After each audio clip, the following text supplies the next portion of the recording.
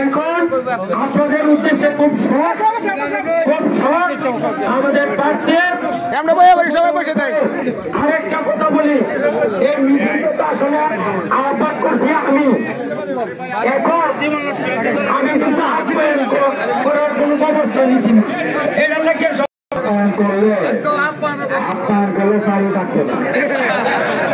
আরেকজন করে গেছে কোনো খাওয়া দাওয়া করেন সুতরাং আহ্বান করলে আমার আর কামালের বা তৌফিকের এই জন্য তারা সারি নাই।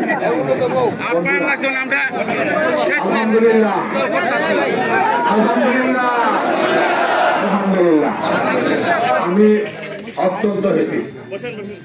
আমার নেতৃবৃন্দ সহ কামালের কাছ থেকে যে বক্তব্য পাইছি, এই বক্তব্যে আমি আল্লাহর কাছে আপনারা অনেকগুলি প্রশ্ন কথা বলতে পারেন।